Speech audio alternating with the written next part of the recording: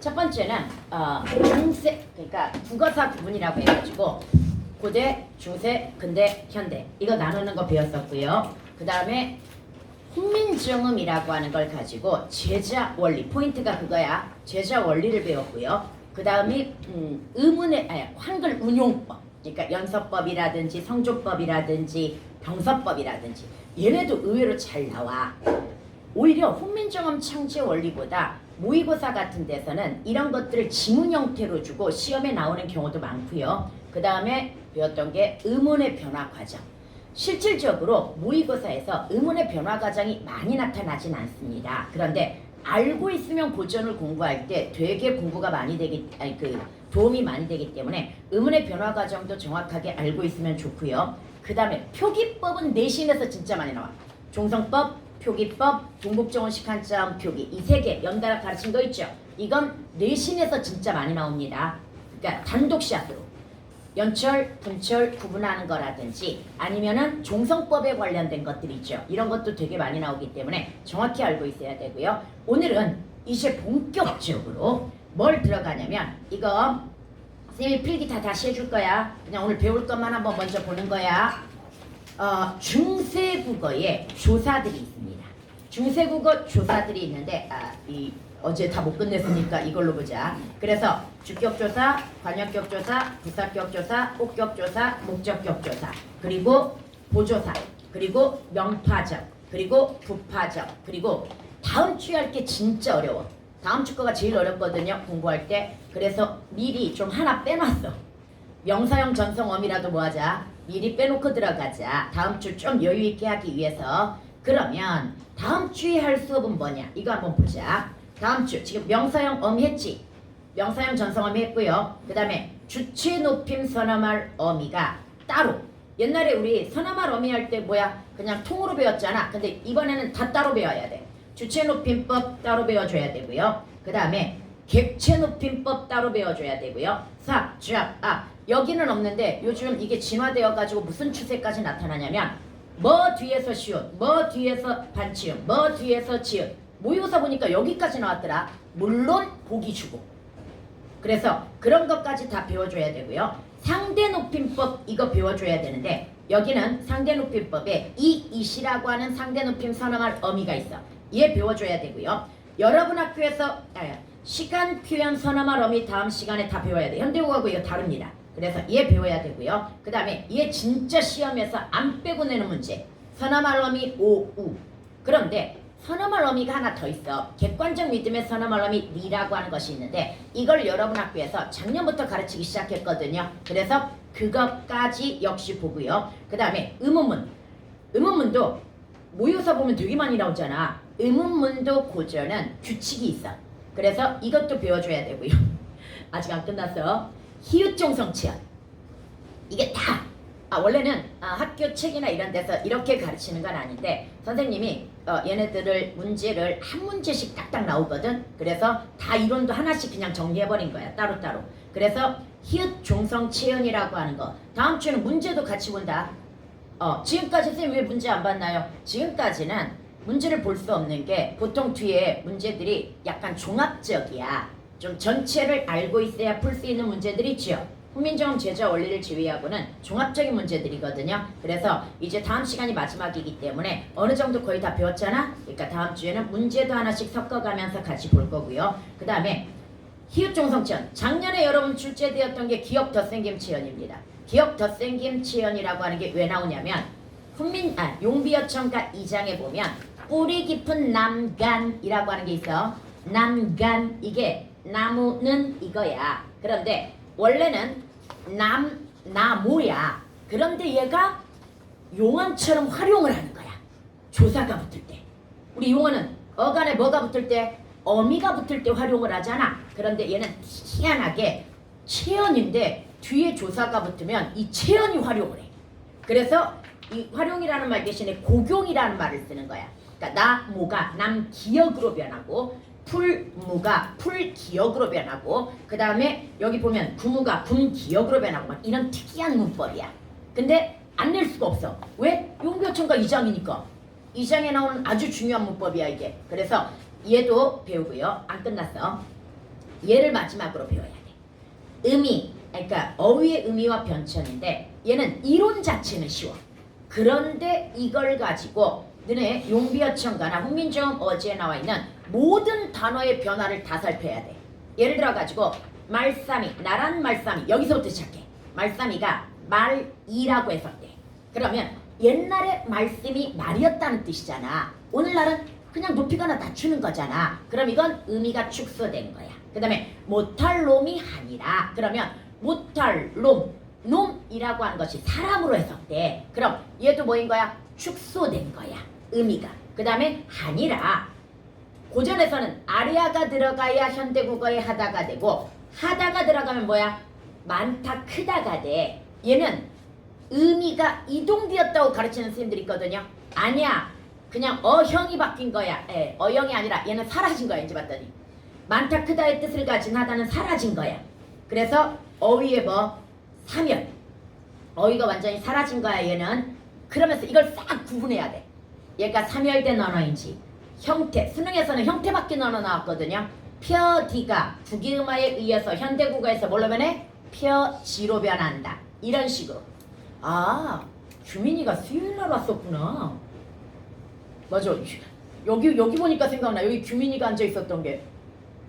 이 자식도 왜 왔다 갔다 하지? 수요일 반에다가 적을 두고는 계속 일요일로 오는 거야. 그래서 내가 일요일로 바꾸라고 그랬거든? 그랬더니 이제 수요일로 오네? 일요일로 출석부를 바꿔놓고? 야란. 그러니까 이걸 다 배워야 돼. 그래서 이걸 종합적으로 평가하는 문제들이 주로 출제가 되는 거야. 여기 보면은 아이고 이거 아니다. 여기 이걸 배우고 나면 봐봐. 이거 딱 하나 놓고 이런 거 있잖아. 중세국어의 특징. 부사격 조사 나왔지? 어린. 금방 얘기했잖아. 의미의 변화. 의미가 뭐 되었다? 이동된 거야. 얘는. 그 다음 한이라. 이때 하다는 많다라는 의미로 얘는 사멸된 거야. 스물. 원순 모음화가 아직 나타나지 않은 거야. 맹간오니 서너말음이 오는 현재 시제 아니야. 이거 1인칭 주어나 아니면 목적어나 부사가 생략된 관계관형절 표시 서너말음이 오우야. 그러면 얘가 만약에 적절하지 않은 거면 5번이 틀렸겠지. 5번이 틀린 거야. 이런 식으로 종합적으로 나와 문제는. 그리고 너네가 바로 이렇게 종합적으로 나와. 너네는 지문으로 배우기 때문에. 고전 문법을 체계적으로 배우는 게 아니라 너네가 배우는 게 훈민정음 어지하고 용비어천가야. 그래서 다 이런 형태로 출제가 되는 거야. 대신 그 앞에 프린트를 나눠줘가지고 훈민정음 제자 원리라고 하는 걸 가르쳐놨기 때문에 그것만 또 별도로 나와 시험에. 이 지문과 상관없이. 뭔 말인지 알겠죠? 그런데 여러분 지금부터 하는 건 뭐 때문에도 중요한 건지 가르쳐 줄게요. 지금부터 하는 건 모의고사나 수능에서 90%야. 고전 문법 나올 때 훈민정음 어지나 이 용비어천가나 이런 거 잘 안 나와. 다시 모의고사는 이런 거 잘 나온다 안 나온다? 안 나옵니다.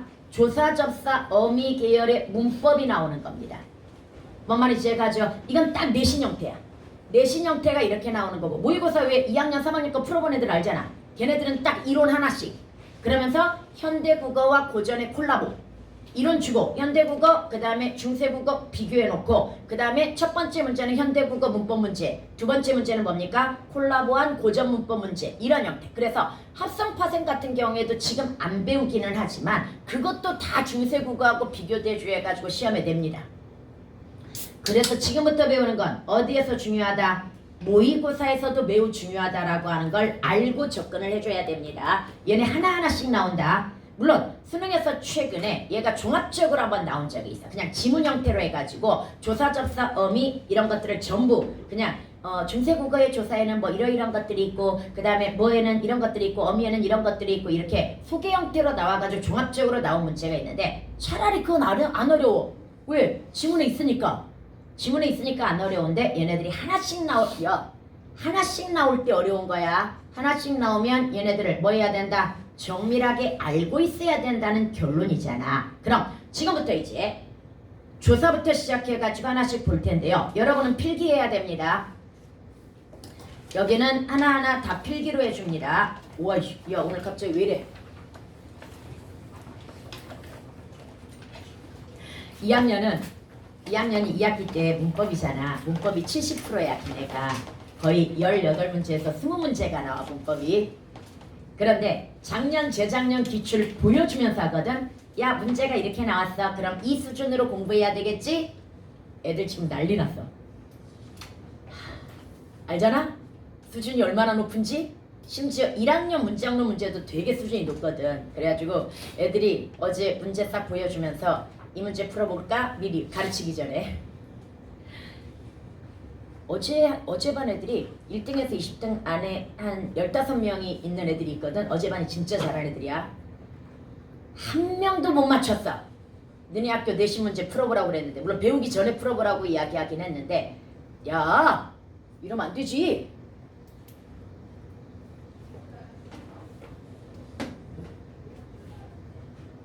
왜 연결할 수 없는데요?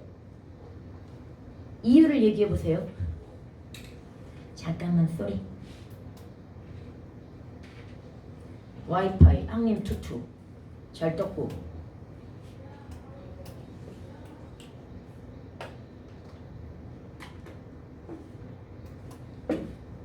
오케이. 어제 애들이 다 틀린 문제가 이거였어.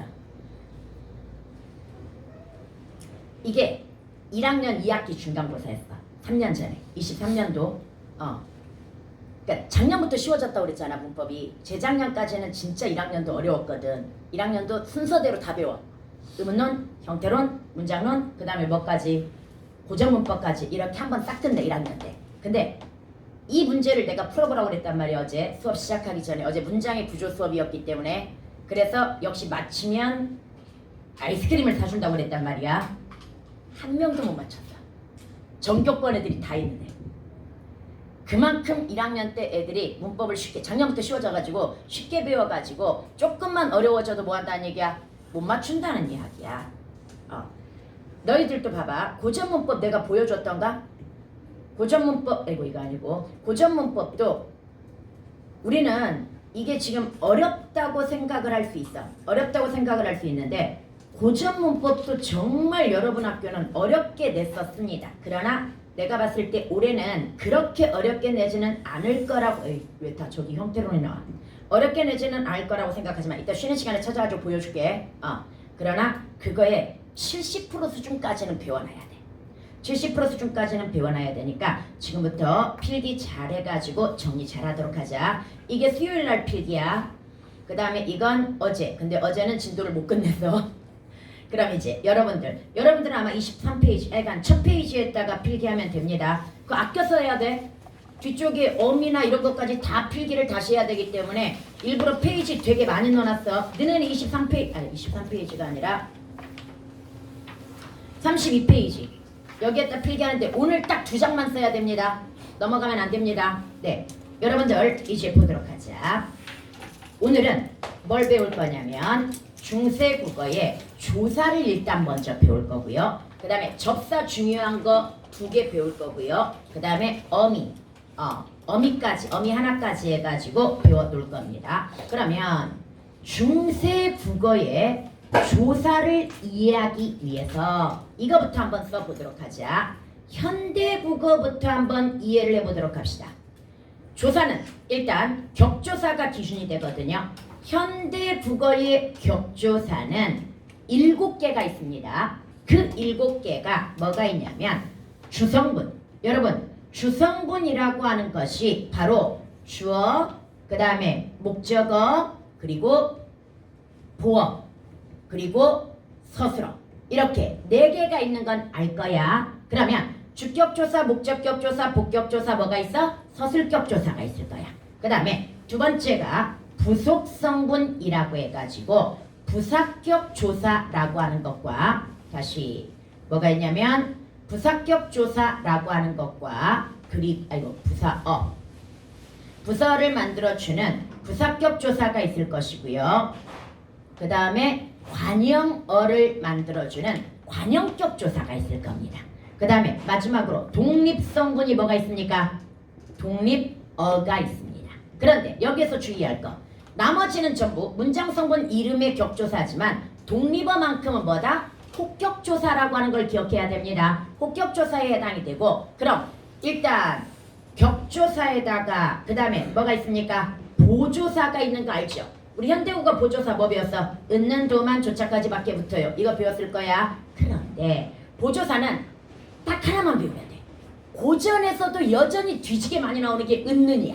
현대국어에서도 모든 조사 통틀어가지고 가장 많이 나오는 게 뭐다? 은는이라고 그랬잖아. 고전도 마찬가지입니다. 물론 고전에 특이 보조사 있어. 배, 옷, 있도다. 그러면 선생님 이건 어떻게 해석해요? 무조건 현대국어 봐야 돼.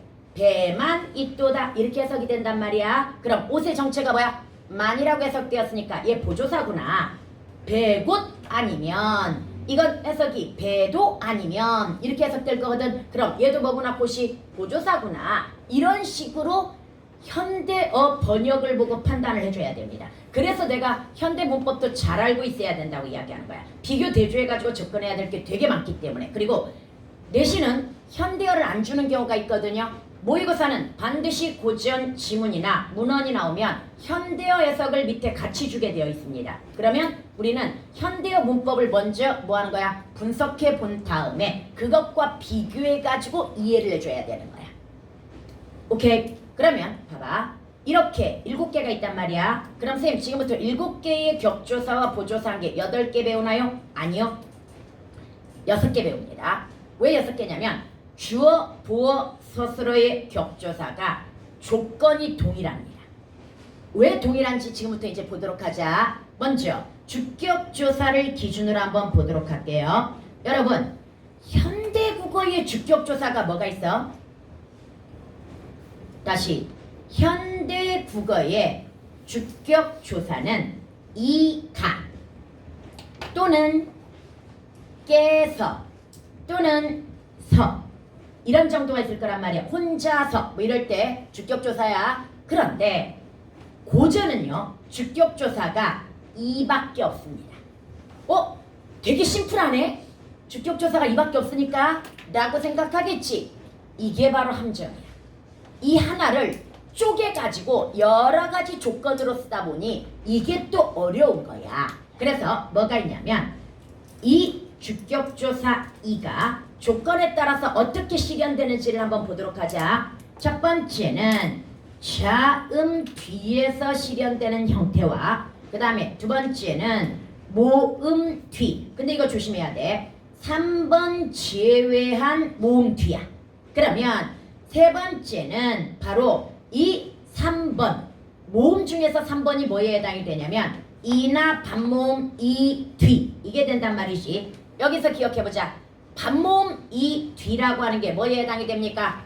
이 반모음 이라고 하는 것이 하향식 이중모음을 얘기하는 거야. 그래서 이 반모음 이는 에, 위, 왜, 아래야, 이걸 얘기해. 이 뒤에서 실현되는 양상이 다르다는 이야기야. 이해갑니까? 그럼 생각을 해보자. 자음 뒤는 어떻게 실현이 되냐면요. 오리지널 이가 붙습니다. 모음 뒤는 짝대기 이가 붙습니다. 그러고 보니까 고전 공부할 때 지문에 조는 사람들 있어? 고전 공부할 때 지문에 뭐가 있어? 짝대기들만 나오는 걸 좀 많이 본 것 같아. 뭔 말인지 이해가죠? 그 다음에 여기에는 얘가 무슨 표시야? 탈락.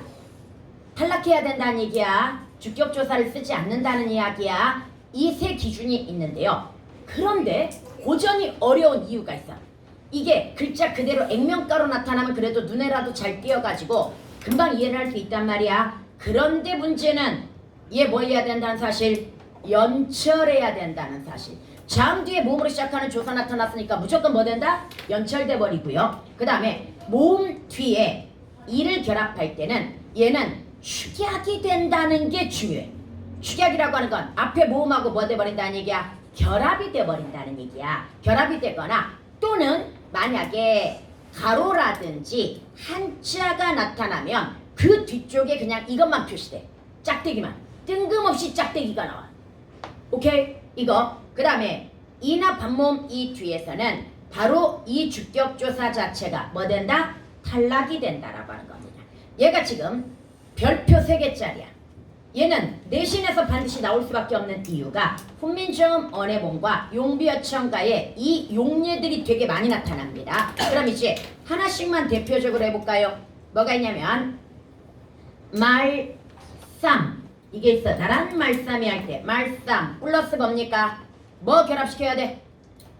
자음 뒤니까 이를 결합시켜야 되지요. 그런데 문제는 얘가 뭘로 나온다는 거? 연철이 되기 때문에 나란 말쌈이 이렇게 나와. 그래서 고전도 뭐가 중요하냐면 형태수 분석하는 게 되게 중요해. 이 형태수를 분리해낼 수 있는가? 이게 중요한 겁니다. 분리해내야 여기에 뭐가 들어가 있구나. 자음 뒤에 들어가는 주격조사 오리지널 이가 들어가 있구나. 이걸 알 수 있단 말이야. 그 다음에 봐봐. 두 번째는 이제 모음티인데요. 모음티는 얘를 먼저 한 번만 볼게요. 여기 보면은 이 말이 나와. 홀빼이셔도 이게 나온단 말이야. 이때 현대국어로 먼저 번역한 이유가 있어. 이거 직역해야 돼. 의역하면 안 돼. 직역해야 문법이 나오는 거야. 현대어를 딱 보면 할 뭐라고 배웠어? 하다의 어근에다가 뭐 리을이라고 하는 관형사형 전성 어미가 되겠고요. 바가라고 이렇게 해석한 걸로 봐서 바라는 의존 명사에다가 가라는 뭐가 붙었구나? 주격조사가 붙었구나. 그래서 할 바가 있어도 이렇게 해석을 한단 말이야. 그러면 지금 홀빼를 이 문법에 맞춰가지고 분석을 해봐야 돼. 여러분 고전에서 하다는 뭡니까? 아랴자가 들어가는 하다가 됩니다. 그러면 아랴를 빼고 나니까 남는 게 뭐 있어? 오라고 하는 게 있습니다. 홀빼라고 나왔잖아. 그 다음에 리을. 리을은 우리가 이미 알고 있는 뭐야? 관형사형 전성 어미가 들어갔고 관형사형 전성 어미 빼고 나니까 밑에 뭐 남아있어? 여린 니은 남아있잖아. 이건 문법적 기호일 거라고 쌤이 가르쳐줬고요. 그 다음에 그래서 바다라고 쓴 게 아니라 배라고 쓴 이유가 나오지. 이제 바에다가 주격조사가 뭐밖에 없어?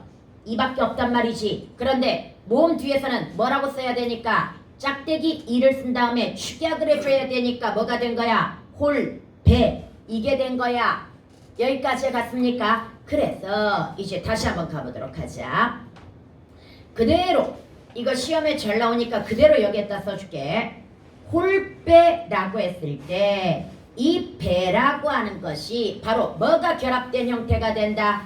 이건 이제 거꾸로 가볼게요. 바, 의존명사 플러스 뭐가 되는 거야? 이가 되는 거야. 그런데 얘를 하나 더 잡아줄게. 소화건해라고 하는 작품에 이런 말이 나와. 공자 가르샤데 이렇게 나오거든요. 이때 공자가 이거야. 그런데 거기는 이렇게 나옵니다. 공죄.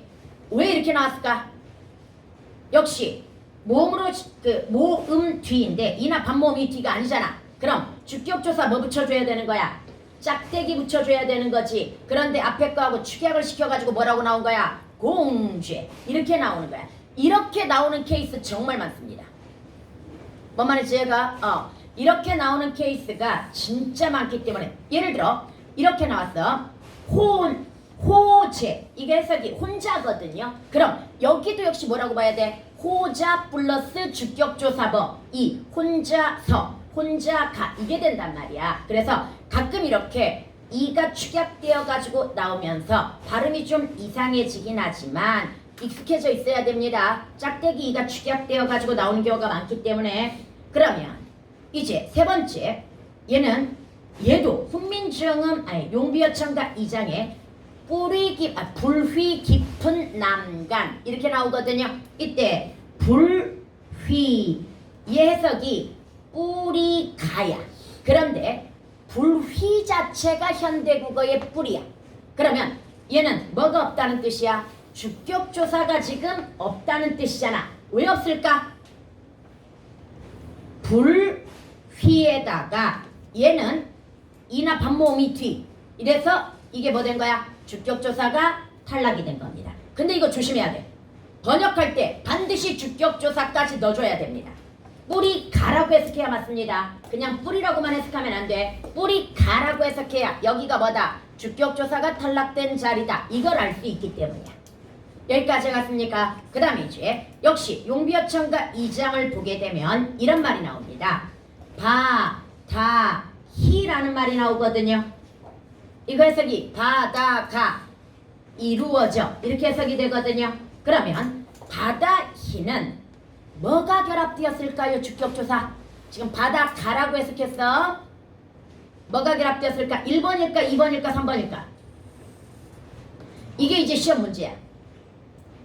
다시 훈민정음 어지와 용비어천가의 이 주격조사 형태가 굉장히 다양하게 나타나기 때문에 걔네들을 전부 밑줄을 쳐. 그래놓고 조건을 A, B, C 1번, 2번, 3번을 준 다음에 각각 해당되는 걸 묶으라고 이야기해. 그래서 그 맞은 것 답으로 찾는 문제가 많이 나온단 말이야. 얘는 1, 2, 3번 중에 어디에 넣을까? 바다에는 1번에 넣는 거 맞습니다. 근데 애들이 이걸 2번으로 착각합니다. 왜 2번으로 착각하냐면 그냥 바다, 히읗. 일단 뭘 배울 거냐면 히읗 중성 치연을 배울 거란 말이야. 그래서 바다, 히읗을 분리해낸단 말이야. 그럼 딱 보면 남는 게 뭐야? 이라고 생각을 한단 말이지. 그런데 다시 한번 기억하자. 히읗은 자음입니다. 그리고 이거 원래 받침입니다. 그런데 받침에서는 얘가 안 나타납니다. 얘가 연철되었을 때만 나타나는 특이한 현상이거든요. 이해갑니까? 그럼 조건을 정확히 생각해. 뭐 뒤야? 자음 뒤야. 그러면 얘는 뭐에 해당이 되냐면 바다 히읗 플러스 원래는 오리지널 이인 거야. 지금 연철되어 가지고 뭐 된 거야? 이것도 연철이야. 연철되어 가지고 바다 히라고 나온 거야. 그래서 1번이야. 뭔 말인지 알겠지요? 그 다음에 이제 모의고사에 나왔던 걸 한번 해볼게요. 모의고사에 이 두 개가 나왔습니다. CF 해가지고 소리 고전은 둘 다 똑같아 표기가. 그런데 얘는 내가 현대어 해석부라고 그랬잖아. 용비어천가나 훈민정음 어지같이 배운 지문을 제외하고는 전부 반드시 뭐하고 비교해야 된다? 현대어 해석하고 비교해야 되는데 얘는 소나무가라고 해석이 나왔고요.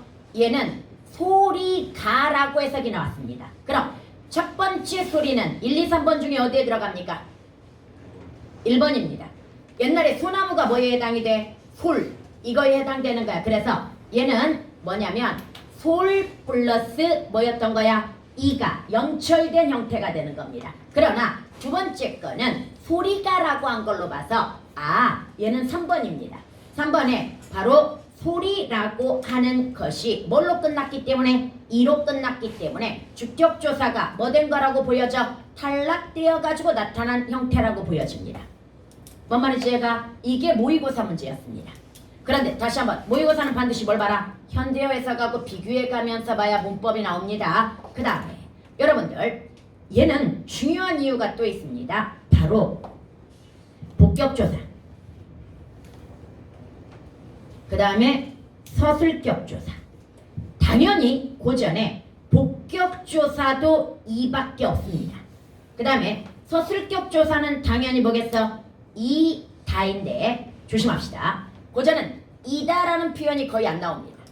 평서형 종결어미를 다 대신에 뭐라고 많이 쓰냐면 이라, 뭐뭐이라 이렇게 해가지고 라라고 되게 많이 씁니다. 그래서 다시 한번 다 대신에 뭘 많이 쓴다? 라를 많이 쓴다라고 하는 걸 기억해 두고요. 그러면 이것도 이거밖에 없어. 서술격조사도. 그러면 똑같이 봐봐. 여기가 어간이잖아. 어간이란 말이야. 조건이 동일합니다. 다시 얘네 주격조사와 뭐가 동일하다? 주격조사와 조건이 동일하게 적용이 됩니다. 그럼 얘네들도 뭐야? 얘네들도 자음 뒤에서는 뭐 해야 된다? 오리지널 이 넣어가지고 연철시켜줘야 되고 모음 뒤에서는 뭐다? 그냥 짝대기 이가 축약되어야 되는 거고 이나 반모음 이 뒤에서는 뭐 해야 된다? 바로 탈락되어야 된다. 이런 조건이 있는 거야. 그래서 너네 관동별곡 기억납니까? 관동별곡에서 화, 룡, 쇠, 되어세라 이 문장 기억나죠? 활용시에 되었어라 해서 왜 활용쇠겠어? 해석 뭐라고 그래? 활용소가 되었구나 이거지. 그런데 주격조사야? 아니요. 얘는 되다 아니다 앞에 왔으니까 무슨 조사야? 복격조사야. 그런데 모음 뒤니까 짝대기 이가 들어가서 뭐 된 형태가 되는 거야? 축약된 형태가 되는 거야. 여기까지 갔죠? 그 다음에 이거 한번 보자.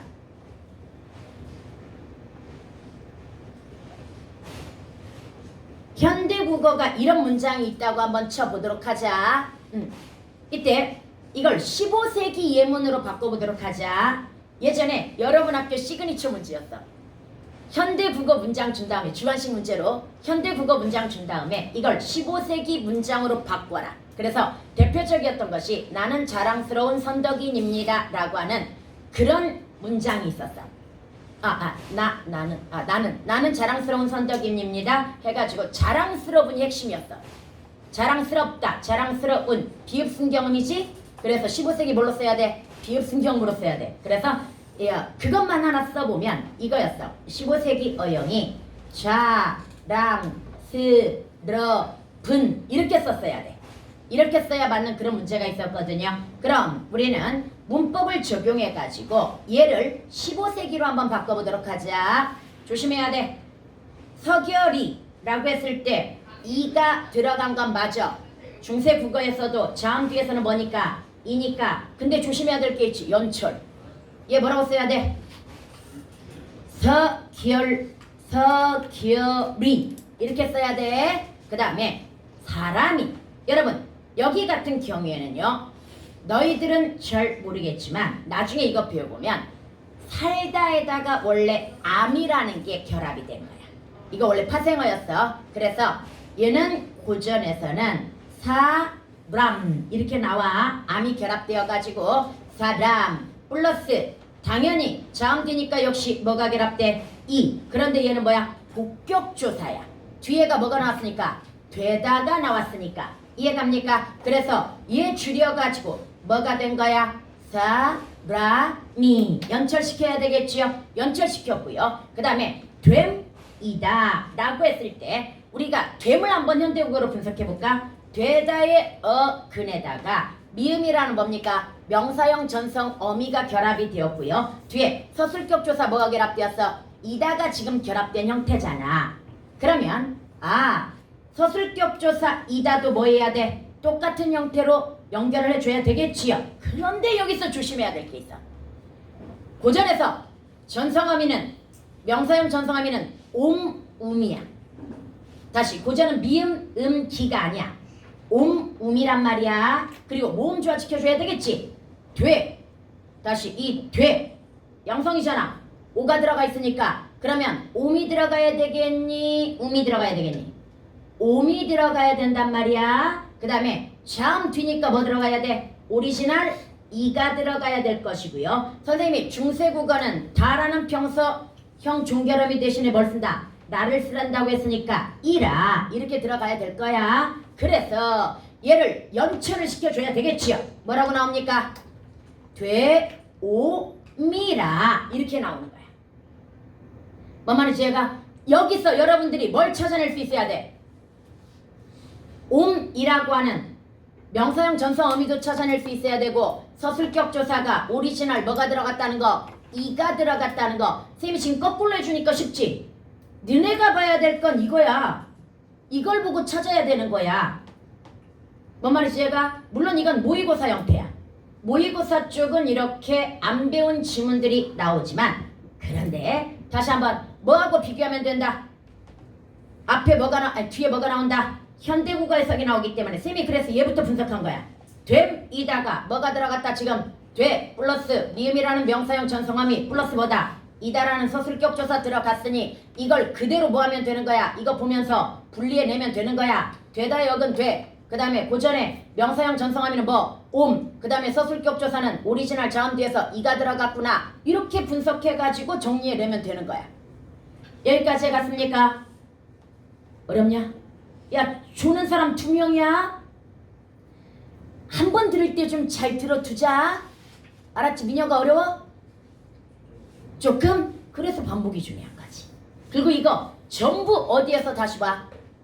용비어청과 훈민정음 할 때 아까 그 보충할 때 정리한다고 그랬지? 거기에서 이제 거꾸로 지문에 적용해가지고 배우는 거야. 그걸 그냥 지문에서 배우면 되게 어렵겠지. 그 다음에 이제 두 번째 가볼게요. 여러분 두 번째가 관형격 조사입니다. 두 번째가 관형격 조사인데 이제 현대국어하고 다시 비교해보자. 현대국어 관형격 조사에는 뭐가 있습니까? 현대국어 관형격 조사 뭐 있어? 의가 있지요. 그런데 중세국어로 가게 되면 의라고 하는 것과 에라고 하는 것과 그 다음에 시옷까지 있습니다. 얘는 오히려 많죠. 중세국어가 더 많죠. 그럼 얘도 역시 뭐가 있을까? 조건이 있을 거야. 언제 의가 쓰이고 언제 에가 쓰이고 언제 시옷이 쓰이는지 얘도 별표 3개짜리입니다. 시험에 아주 잘 나오는 문법입니다. 그러면 얘네는 이제 거꾸로 갑니다. 을을 쓸 때와 에를 쓸 때와 시옷을 쓸 때를 구분해 가지고 접근을 해보도록 합시다. 여러분, 얘는 조건을 뭐부터 봐야 되냐면 시옷부터 봐야 됩니다. 이 시옷을 언제 쓰냐면요, 바로 무정명사 뒤나 아니면은 높임의 대상일 때 관형격 조사가 뭐가 들어간다? 시옷이 들어갑니다. 이걸 제외하고 바로 이 은은 뭐 뒤에 들어가겠어? 음성 모음 뒤에 들어갑니다. 얘는 음성 모음 뒤에 들어가고요. 그 다음에 에 어디에 들어가겠어? 양성 모음 뒤에 들어갑니다. 그런데 여기는 주의해야 될 것들이 좀 있습니다. 먼저 이름 한번 보자. 북이라고 하는 걸 한번 생각해 볼게요. 북이니까 뒤에 관형격 조사 뭘 집어넣어야 돼? 의를 집어넣어야 되겠지요. 모음주어 지켜가지고. 아닌가? 무정명사니까 시옷을 집어넣어야 되나? 그런데 그게 헷갈려. 그러니까 고전에서도 무정명사 뒤는 뭐해라? 시옷을 집어넣어라 이렇게 이야기했단 말이야. 그런데 그걸 헷갈려가지고 그게 잘 안 맞는 경우가 있지만 시험은 원칙대로 가야 됩니다. 우리가 배운 원칙대로. 그래서 이것도 그냥 여기에서 만약에 얘가 나왔다고 한다면 그대로 모음주어 지켜가지고 을을 집어넣은 다음에 그 다음에 연철시켜야지. 북의, 북의 이렇게 나와야 돼. 사실은 여기서 나왔던 문제는 이거야. 거북. 옛날에 거북이를 거북이라고 이야기했나봐. 그 다음에 여기에다 뭘 붙여? 의를 붙여가지고 뭐가 나왔다? 거북의 이렇게 나왔던 게 모의고사 문제입니다. 거북의 이렇게 나왔어. 그 다음에 여러분들 두 번째 양성 모음 뒤는 뭐가 들어간다? 애가 들어간단 말이야. 그래서 얘는 좀 어려운 건데 어제는 그냥 학생들 이름으로 해줬는데 오늘은 촬영이니까 좀 오리지널 예문들로 한번 해보도록 하자. 네, 얘도 히읗종성치연이야. 네, 히읗이야. 그리고 얘는 뭘 결합해야 될까? 양성 모음 뒤죠. 내가 아 플러스 이잖아. 그럼 양성 모음 뒤니까 얘는 뭐가 결합되어야 돼? 애가 결합이 되어야 되겠죠. 그럼 어떤 형태로 나올까? 네, 해 이렇게 나오는 거야. 네, 의 이런 말이 되는 거야. 선생님 말이 너무 어려워요. 걱정 마. 용비어천가나 훈민정음이 아니면 뭘 줄 거다? 해석을 줄 거야. 그래서 해석을 심지어 의역해가지고 이거 신의 의 이렇게 줄 거야. 뭔 말이지 얘가? 신의 의 이렇게 줄 거니까 너무 염려하지 마세요.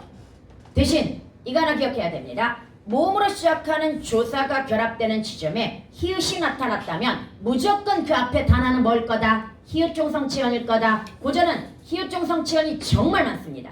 우리가 알고 있는 단어들은 거의 다 히읗종성치연이야. 예를 들어 왜? 산이지 원래 왜 히읗이야. 바다 히읗이야. 하늘 히읗이야. 뭔 말인지 얘가 살 히읗이야. 머리 히읗이야. 그래서 머리카락 살코기 이런 게 나온다고 이야기했잖아. 고전에서 뭐니까 히읗종성치연이니까. 그래서 이게 진짜 많이 나와. 다시 모음으로 시작하는 조사 자리가 히읗이 나오는 경우가 정말 많은 이유가 중세국어에는 뭐가 많았기 때문이야. 히읗종성치연이 정말 많았기 때문이야. 지금까지 고전 보면서 여러분이 잘 못 느꼈겠지만 이거 배우고 나서 보면 와 얘도 히읗종성치연이었어? 와 여기도 이렇게 되게 많아. 중세국어 히읗종성치연 진짜 많다. 그러니까 시험에 많이 나오는 거다. 여러분 그 다음에 이제 높임의 대상 볼까요? 얘는 우리 훈민정음 어제 가게 되면 이 말이 있습니다. 나랏 말싸미 이 말이 있어. 여러분 나랏 무슨 뜻이야? 나라의야. 그러면 이 시옷이 뭐로구나? 관형격 조사로구나. 이걸 알 수 있단 말이야. 왜 여기에 얘가 들어갔어? 얘는 거꾸로 보는 거야. 왜 들어갔어? 얘는 무정명사이기 때문이야. 선생님 무정명사가 뭐예요? 또 이렇게 물어보겠지? 유정명 유적명사가 아니면 다 무적명사겠지. 그럼 유적명사는 뭐야? 사람과 동물. 사람과 동물을 가리키는 뭘 지휘하고는 유적명사를 지휘하고 나머지 명사는 다 그냥 뭐라고 생각하면 돼? 무적명사라고 생각하면 돼. 여기까지 해갔습니까? 그리고 또 진짜 많이 보는 단어가 이거야. 얘가 뭘까? 현대국어로 읽어봐. 부처. 이거란 말이야. 그런데 이 부처라고 하는 것이 왜 많이 보여지는 예문이 되냐면요. 여러분, 초기 문헌들, 훈민정음 창제해놓고 초기에 한글로 쓴 문헌들이 다 불교 서적이야. 그러니까 시험을 한 거야. 한글을 만들어 놓고 이제 한글의 실용성을 뭐 해야 돼? 실험하기 위해서 계속 번역을 했단 말이지. 그게 거의 다 불교 서적이야. 월인석보, 석보상절, 월인청강중 막 이런 것들이 있거든요. 불교 서적이다 보니까 뭐가 많이 나온다? 부처라는 말이 진짜 많이 나옵니다. 그런데 이 아직 원순모음화 일어나기 전이야. 무부푸푸가 뭐야? 무부푸푸로 바뀔 것이고요. 그 다음 부기음화 일어나기 전이야. 디다디어디어 듀대가 뭘로 바뀌어? 지자저저 주제. 티타티어티어 투태가 뭘로 바뀌어? 치차처처 주체. 이렇게 바뀐다고 이야기했죠. 아직 이거 안 일어난 거야. 중세국어에서 이거 안 일어납니다. 오늘 이거 배운 다음에 순서가 좀 바뀌었는데 이따가 중세국어 고전문법에서 알아야 될 거 다시 한번 정리를 해주도록 할게요. 얘는 뭐이기 때문이야? 높여야 될 대상이기 때문이야. 부처는 다시 뭐 해야 될 대상이다? 높여야 될 대상이기 때문에 지금 시옷이 들어간 거야. 그러면 예문을 지금 많이 보려고 하지 말고 원칙만 정확하게 기억을 다시 해보도록 하자. 관형격조사는 의, 에, 시옷이 있는데 시옷은 언제 쓰는 거다? 무적명사 뒤나 높임의 대상일 때 쓰는 거고 그 다음 나머지는 양성이냐 음성이냐를 고려하면 되는 거야. 그런데 여기서 주의해야 될 두 가지가 있습니다. 여기서 주의해야 될 두 가지가 뭐가 있냐면요. 여러분 일단 이 의와 에라고 하는 것이 관형격 조사로만 쓰이지 않는다는 게 문제야. 얘가 쓰이는 경우가 다시 세 가지가 있어. 의와 애가 첫 번째는 지금 우리 어디에서 배웠어? 관형격 조사에서 배웠단 말이야. 그런데 두 번째는 이게 부사격 조사로도 쓰여. 그 다음에 세 번째는 이게 명파접으로도 쓰여. 애가. 그래서 깊다에다가 애를 붙이면 뭐가 되는 거야? 깊애라고 해가지고 얘는 오늘날의 깊이라고 하는 명사가 된단 말이야. 선생님 이거 어떻게 해요? 그래서 내가 뭐 보라고? 제발 현대어 해석을 참고해가지고 이 문법을 판단하라고. 실제 모의고사에서 어떤 문제가 출제가 됐냐면요. 모래애라고 나왔단 말이야. 그럼 관형격 조사 모래 그것도 보기에서 관형격 조사를 설명했단 말이야. 그럼 애들은 이것만 보고 뭐라고 생각해? 아 양성 뒤에서 애가 들어갔구나 이렇게 생각을 하겠지. 그런데 아니야. 이거 해석에 뭐라고 나왔냐면 모래애라고 나왔어. 그럼 얘는 뭘로 쓰였구나? 부사격 조사로 쓰였구나. 이렇게 판단을 해줘야 되는 거지. 뭔 말인지 갑니까? 그래서 얘는 다시 의, 애라고 하는 것이 관형격 조사도 있고 부사격 조사도 있고 뭐도 있다. 명파접도 있기 때문에 현대어 해석을 보면서 어디로 쓰였을지 우리가 그러니까 똑같은 케이스야. 이 가가 뭐가 있어? 주격조사도 있고 부사격조사 아니 복격조사도 있으니 뒤에 서술어가 뭔가를 보고 판단해라. 이거하고 똑같은 거야. 뭔 말인지 알겠지? 그래서 기억을 해두고요. 그 다음 얘 또 특이사항 하나 있습니다. 선생님이 현대국어에 영향을 미치는 애들이 중요하다고 이야기했지. 그래서 비읍순경음, 반치음 얘네가 중요한 이유가 뭐였어? 얘네들은 전부 비읍불규칙 아니면은 시옷불규칙 여기에 영향을 미치기 때문에 중요하다고 이야기했었죠. 얘는 현대국어에 뭐에 영향을 미치냐면요. 사이소리 현상에 영향을 미칩니다. 사이소리 현상이 뭐야? 합성 명사이면서 뒤가 된 소리가 되거나 니은 소리가 덧나거나 니은 소리가 덧났을 때 앞에 받침이 없으면 뭘 넣어준다? 시옷을 넣어준다가 또 사이시옷 첨가잖아. 한글 맞춤법에서는 이게 나와. 사이시옷 첨가가 나오는 거야. 여러분 이게 무슨 영향을 미쳤을까? 너네 생각해봐. 등 플러스 불 원래 등의 불이야. 그럼 고전에서는 뭐라고 나타났을 가능성? 등, 슛, 불이야. 진짜 이렇게 나타나. 어디에서?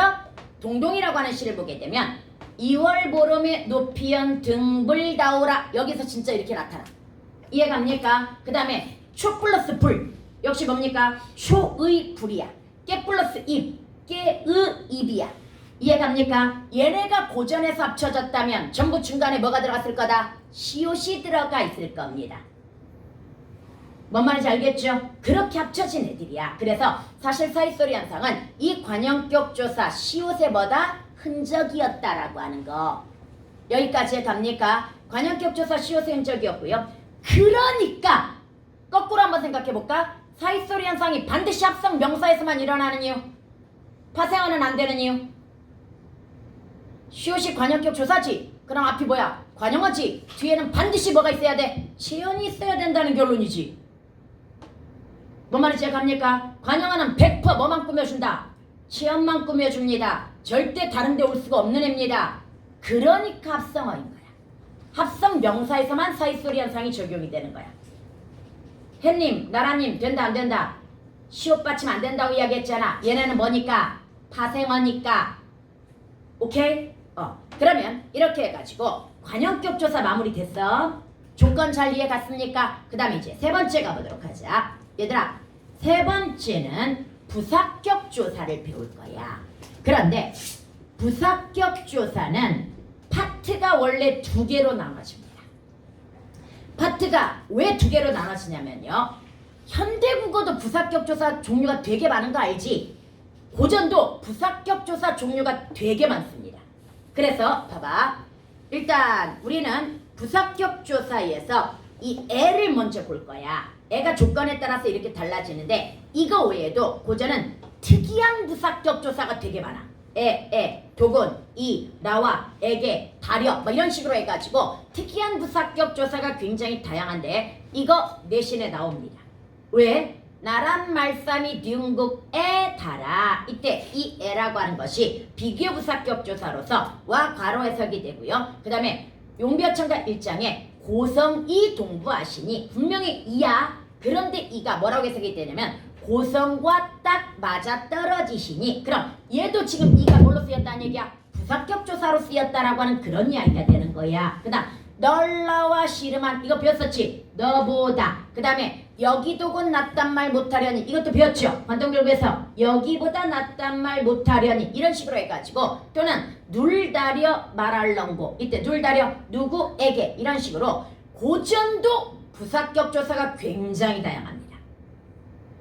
그러면서 심지어 뭐까지 나오는 줄 알아? 고전에 중세국어 용비와 훈민정음에 나타나는 다양한 부사격 조사를 또 이렇게 나눠야 돼. 비교 부사격 조사, 시간 부사격 조사, 그 다음에 원인 부사격 조사. 예를 들어가지고 뭐 불이 깊은 남간 바람에 아니 밀새 이때 바람에 애가 들어갔지? 무슨 조사일까? 원인 부사격이야 이건. 바람에 흔들리다 이거니까. 그 다음에 바다에 도달하다 이때는 뭘까? 처속격 내지는 지향점 부사격 조사 이렇게 해가지고 얘까지 다 나눠가지고 이해를 해줘야 되는데 얘는 오늘 안 해. 얘는 어차피 지문에서 해야 되는 애들이라고 저는 봅니다. 미리 외울 필요는 없다고 봅니다. 그러나 이제 하나만 부사격 조사는 할 건데요. 그 하나가 바로 다시 현대국어에 뭐가 있냐면 애라고 하는 것이 있습니다. 물론 얘는 에게나 에서도 여기에 같이 해당될 거라고 보여집니다. 에게나 에서라고 하는 것도 해당될 거라고 보여지는데 얘가 고전으로 가게 되면은 애도 있지만 애도 있고 얘도 있습니다. 이게 뭐지? 라고 생각을 할 거야. 여러분들 이 얘 조건인지 알아봐야 되겠지? 고전에서 어떻게 쓰는지 너네 이거 진짜 많이 봐. 고전 문헌 그러니까 고전시가 배우다 보면 옛날에는 몰랐어. 그냥 넘어갔단 말이야. 근데 조사가 이렇게 나오는 애들이 진짜 많아. 부사격 조사가. 그럼 이제 얘네도 조건을 한번 보도록 할게요. 조건이 다시 첫 번째 뭘로 쓰는 경우? 애로 쓰는 경우. 두 번째 뭘로 쓰는 경우? 애로 쓰는 경우. 세 번째 뭘로 쓰는 경우? 얘로 쓰는 경우. 세 번째부터 처리해야 됩니다. 세 번째는 아까 나왔던 거야. 이나 뭐 반모음 이 뒤입니다. 이나 반모음 이 뒤에서는 뭐라고 써야 된다? 얘라고 써야 됩니다. 그 다음에 얘는 어디에서 써야 될까? 당연히 나머지 중에 양성모음 뒤겠지. 양성모음 뒤가 되고요. 이 얘는 뭐라고 써야 될까? 음성모음 뒤가 되겠죠. 얘는 음성모음 뒤가 될 거란 말이야. 여기에서 이제 얘를 하나씩 한번 들어보도록 합시다. 오늘은 좀 어려운 걸로 들어줄게. 어제까지는 그냥 학생들 이름 가지고 양성, 음성 아니면 이런 거 따져가지고 들어줬는데 오늘은 촬영이니까 오리지널로 들어줄게요. 훈민지 어머지에 날로스메라는 말이 나타납니다. 얘가 현대국어에 속하면 씀에라는 뜻입니다. 그럼 현대국어 분석해봐. 씀에라고 했을 때 이거 뭐야? 쓰다의 어근 씨에다가 미음이 뭐야? 명사형 전성 어미에다가 애가 뭡니까? 부사격조사 애가 들어간 거죠. 오케이? 그럼 얘를 이제 분석해보자. 고전은 쓰다가 어두장군이 들어가가지고 뭐였구나? 쓰다였구나. 이걸 알 수 있어. 어두장군 배웠잖아. 이해갑니까? 그런데 뒤쪽에 얘가 우라고 하는 게 들어갔으니까 뒤쪽에 모음조화 지켜서 부사격조사 뭐가 나와야 돼? 애가 나와야 됩니다. 이해갑니까? 그럼 남는 게 뭐야? 수메에서 쓰다 뺐어. 애 뺐어. 남는 게 뭐야? 음이지. 이 음의 정체가 뭐야? 아까 배웠잖아. 그리고 안 배웠다고 하더라도 추리를 해야지. 얘가 뭐였어? 명사형 전성 어미였잖아. 그럼 고전의 명사형 전성 어미는 뭐구나? 음이구나. 이렇게 추리를 해내야지. 고전 문법은 모의고사는 이런 식으로 보기를 준 다음에 이렇게 추리해서 문제를 푸는 문제들인 거야. 미리 배워놓으면 좋기는 좋지만 모든 걸 다 미리 배웠다고 이야기할 수 없잖아. 너네가 지금 모의고사 보면서 고전 문법 배워서 풀어? 아니잖아. 그냥 보기 읽고 풀잖아. 그러면 이런 식으로 분석을 해가지고 해석하고 비교해서 뭐 해야 된다? 추리해가지고 풀어줘야 되는 겁니다. 뭔 말인지 알겠지요? 그 다음에 여러분들 두 번째 양성모음 뒤를 한번 보도록 합니다.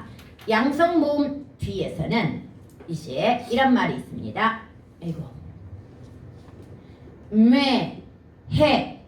왜, 해 이 말이 있어. 여러분 이게 뭘까요? 왜 해가? 이거 그렇지 사내야. 이거 해석이 뭐다? 사내 이 말이야. 이때 산이 옛날 말이 뭐야? 왜야. 그런데 얘도 부사격조사 애가 들어갔으니까 여기에서 뭐야? 애가 들어가야 되는데 히읗이 나온 걸로 봐서 매도 뭐였구나? 히읗중성 지연이었구나. 이것도 알 수 있는 거고요. 그 다음 거기에다가 왜 애가 들어갔어? 아이가 들어갔어? 왜가 양성이잖아. 오이잖아. 이해갑니까? 그럼 양성모음 뒤에서는 뭐가 들어가는구나? 애가 들어가는구나. 그래서 얘도 형태수 분석하면 왜, 히읗, 플러스 뭐에 해당이 되는 거야? 애 이렇게 들어간 거고요. 여기서 하나만 더 물어볼까? 다시 위에 스메에서 하나 더 물어본 게 뭐야? 어두자운군. 비읍시옷이 뭐다? 어두자운군이 쓰였다는 걸 물어봤죠. 이야기해줬죠. 그럼 밑에도 하나 문법 추가하면 뭐 추가할 수 있냐면 왜라는 말 지금 써 안 써? 안 써. 이런 건 어휘의 사멸이라고 그래. 다음 시간에 배우겠지만 너네 이걸 구분해야 돼. 어형이 변한 케이스. 두 번째는 지금 쓰지 않는 어휘의 사멸 케이스. 그 다음 세 번째는 어휘의 의미가 이동을 한 케이스. 바뀌어버린 케이스. 그 다음 어휘의 의미가 축소된 케이스. 그 다음 어휘의 의미가 확장된 케이스. 이렇게 5개로 나눠가지고 이 단어가 어디에 들어가는지를 구분할 수 있어야 돼. 그게 또 문제야. 뭔 말인지 제가 다시 어형이 바뀌었어. 이게 수능에 나왔던 문제인데 표디가 어형, 글자 형태가 바뀐 거야. 뭐 때문에? 문법 때문에. 부기음화 때문에 표디가 뭘로 바뀌어? 표지로 바뀌는 거지. 근데 왜는 지금 써 안 써? 안 쓰는 말이잖아. 사라진 말이지. 이해갑니까? 근데 어리석다는 어리석다가 아니라 어리다가 옛날에는 어리석다인데 지금은 나이가 어리다라는 뜻이란 말이지. 뭐야? 의미가 바뀐 거지. 그 다음 놈, 말씀. 옛날에는 얘네가 말, 사람 이런 거였는데 지금은 비야 어나 의미가 뭐 된 거야? 좁아진 거지. 축소라고 이야기해. 이해갑니까? 그런데 다리. 옛날에는 다리가 유적물에만 쓰는 거였어. 유적물의 하체만 뭐라고 한다? 다리라고 이야기하는데 지금은 책상 다리, 의자 다리, 먼 다리, 먼 다리 다 쓰지. 그럼 의미가 뭐한 케이스가 되는 거야? 확장된 케이스가 되는 거야. 여기까지 갑니까? 이걸 또 다 구분해내야 돼. 그런데 그건 쉬워. 그래서 마지막에 가볍게 배우는 거야. 그건 쉬운데 이렇게 문법 자체가 어려운 거야. 이런 거. 이게 바로 희읍중성치언이라고 하는 것과 그 다음에 부사격조사 애가 모음좌 지켜가지고 뭐가 들어가야 된다? 아이가 들어가야 된다. 이런 게 어려운 거야 지금은. 얘네 하고 나서 나중에 걔네들은 추가적으로 배우면 되는 겁니다. 뭔 말인지 알겠지요? 그 다음에 여러분들 세 번째 보자. 이거 진짜 유명한 지문에 이런 거 있어. 서경별곡에 리얼배에 얹은다 이 말이 나와. 이때 리얼, 배 이거야. 뒤에 뭐가 들어갔을까? 얘가 들어가지. 단모음 이 뒤니까. 이거 해석이 지나가는 안 쓸게. 지나가는 배에 얹었느냐 이거야. 얘 해석 보니까 뭐야? 배하고 애라고 하는 부사격 조사가 들어갔단 말이지. 그럼 얘가 고전에서 뭐구나? 배구나. 근데 아래아가 사라져서 형태가 변했구나. 그 다음에 이게 반모음 이디니까 부사격 조사가 뭐가 들어갔구나. 얘가 들어갔구나. 이걸 알 수 있는 거야. 여기까지 갑니까? 이거 배우고 나면 고전이 잘 읽혀. 지금까지 고전 시가 배우면서 문법이 잘 보여 안 보여? 안 보였는데 문법들이 또 다 보이기 시작하고요. 그래서 사실은 여름방학 때 이 두 가지를 병행해야 되는 거야. 고전 시가와 고전 문법을 병행하면 얘가 시너지 효과야. 지금 내가 문법 가르쳤지? 그럼 고전 시가 배우면서 뭐 하겠어? 끊임없이 확인을 하는 거야. 문법을 반복하면서. 그래서 시너지 효과가 나면서 고전 시가도 이해가 잘 되고 고전 문법도 반복 연습하니까 이해가 잘 돼서 2학기 때 좋은 결과를 가져올 수 있는데 1학기 때 하필이면 고전 시간을 다 배워놔가지고 여름방학 때 고전 시간을 배울 필요가, 그러니까 시험범위 다 들어가가지고 여름방학 때 고전 시간을 배울 필요가 없어져 버린 게 문제인 거야 지금. 그러니까 순서 잘못 정한 거야 쌤이. 공부할 때 순서가 있어. 무조건 시는 현대시를 잡아야 돼. 현대시 해석하면 나머지가 되게 쉬워지거든. 문법은 무조건 조사접사 어미를 잡아야 돼. 걔를 또 잡으면 뭐야? 나머지 문법이 쉬워지거든. 이렇게 효율적으로 접근을 해줘야 되는데 너희들은 올해 엉망진창이다 지금 순서가. 알지? 공부가 엉망진창이다. 그래서 이런 방학 때라도 책에 잘 잡아놔야 되고 이런 방학 때라도 현대시 몰빵해야 돼. 문학은 무조건 현대시를 잡아야 돼. 그래야 나머지가 그냥 쉬워져. 현대소설 저절로 돼. 현대시 잡아놓으면. 내가 지금까지 강의하는 이유를 생각해봐. 애들한테 도움이 됐으니까 지금까지 강의를 하는 거야. 이 나이가 되도록. 그러면서 또 내가 지금까지 놀았니? 어떻게 하면 애들한테 가장 효율적으로 접근시키고 남기고 그리고 나중까지 써먹을 수 있는 걸 가르칠 것인가. 늘 이걸 생각한단 말이지. 아까 얘기했던 순서가 원래 정석이다. 공부할 때. 뭔 말인지 알겠죠? 근데 지금 학교에서 엉망으로 만들어 놓은 거야 이 순서를. 그 다음에 넘어갑니다. 네 번째 한번 보도록 합니다. 여러분 네 번째가 촬영인데 너네 학교에서 이야기 안 하겠지? 학교 순서 엉망진창이라고? 선생님들이 들으면 그렇잖아도 학원 싫어하는데 기분 나쁠 거 아니야. 네 번째 보도록 하자. 근데 순서가 진짜로 잘못됐어 지금. 공부 가르치는 순서가. 왜 수학이라고, 그래서 애들이 또 국어를 더 싫어해. 수학이라고 하는 거나 과학이라고 하는 건 딱 진도도 있고 그 다음에 순서가 있잖아. 배우는 순서가 있어가지고 그대로 차근차근 뭐 하면 돼? 배워가면 되는데 국어는 배우면 뭔 말인지도 모르겠고 아니면 왔다 갔다 하고 그 다음에 뭘 배워야 되는지 그리고 한도 끝도 없고 또 지문 자체가 한도 끝도 없다 보니까 공부를 해도 완성된 것 같지도 않고 그리고 내가 이해한 것 같지도 않고 막 이런 느낌 있잖아. 이런 느낌이 굉장히 이과 애들을 불쾌하게 하거든. 그러니까 공부를 했으면 남고 정리가 되어야 된단 말이지. 근데 남고 정리가 되는 게 별로 없으면 애들은 되게 불쾌해. 공부 열심히 하는 애들은. 그러면서 이제 싫어지는 거야 국어가. 근데 그것도 또 현실에 적응을 해야 되잖아. 현실에 적응을 해야 되는데 원래 국어라고 하는 거 그냥 이렇게 생각해. 감각이야.